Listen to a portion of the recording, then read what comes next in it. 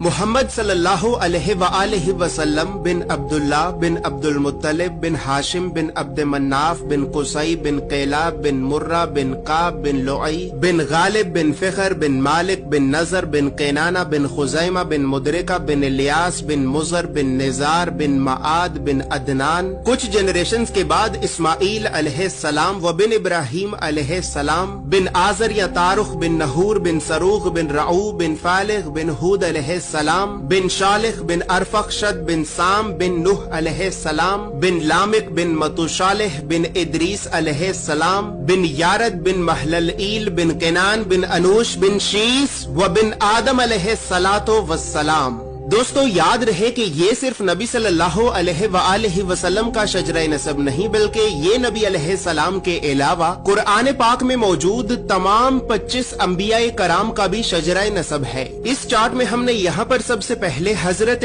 آدم علیہ السلام سے لے کر نبی صلی اللہ علیہ وآلہ وسلم تک تمام 25 انبیاء کرام کے ناموں کو ایک ترتیب کے ساتھ لکھا ہے، اور پھر ہر نبی کا قرآن پاک میں کتنی مرتبہ نام لے کر ذکر کیا گیا ہے۔ ان تمام انبیاء کرام کو لوگوں کی ہدایت اور رہنمائی کرنے کے لیے جن علاقوں اور شہروں کی طرف بھیجا گیا تھا، تو ہم نے اس چارٹ میں ان تمام علاقوں اور شہروں کے ناموں کو بھی لکھا ہے۔ اور سب سے خاص بات یہ ہے کہ یہاں پر ہم نے سبز رنگ سے نبیوں کے ناموں کو لکھا ہے اور سرخ رنگ سے رسولوں کے ناموں کو لکھا ہے، تاکہ آپ کو بآسانی معلوم ہو سکے کہ ان 25 نبیوں میں سے نبی کون تھے اور رسول کون تھے۔ اس کے علاوہ اس چارٹ میں ہم نے اللہ رب العزت کے 99 صفاتی نام اور پھر ان ناموں کے نیچے ہم نے ڈیبیٹڈ پروفیٹس یعنی ان 10 نبیوں کے ناموں کو بھی لکھا ہے کہ جن 10 نبیوں کے نبی ہونے کے بارے میں تمام مسلمان علماء میں اختلاف پایا جاتا ہے، کیونکہ ان 10 نبیوں کو قرآن پاک میں کہیں پر بھی نبی نہیں کہا گیا ہے۔ اس کے علاوہ چارٹ میں موجود سرخ رنگ 5 اولو العزم نبیوں کو ریپرزینٹ کرتا ہے، جبکہ بلو کلر بنی اسرائیل کے نبیوں کو ریپرزینٹ کرتا ہے۔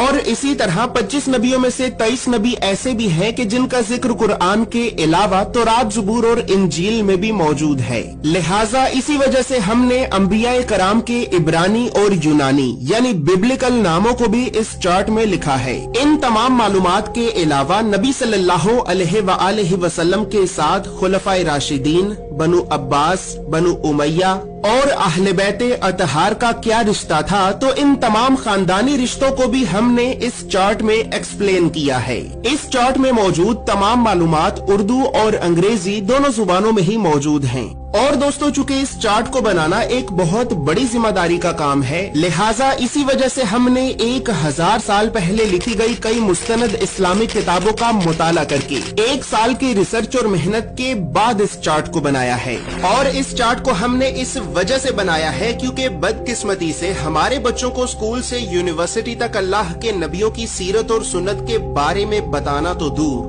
یہ تعلیمی ادارے ہمارے بچوں کو کبھی بھی اللہ کے نبیوں کے نام تک نہیں بتاتے، اور اسی وجہ سے آج ہم اللہ کے نبیوں سے اس قدر دور ہو چکے ہیں کہ اب نہ ہی تو ہمیں اللہ کے نبیوں کے نام آتے ہیں اور نہ ہی ہماری اولاد کو۔ لہٰذا گھر کے ماحول کو اسلامی اور علمی اعتبار سے بہتر کرنے کے لیے اور بچوں میں بچپن سے ہی انبیاء کرام کے بارے میں جاننے کا اور تحقیق کرنے کا شوق پیدا کرنے کے لیے ہم نے اس چارٹ کو بنایا۔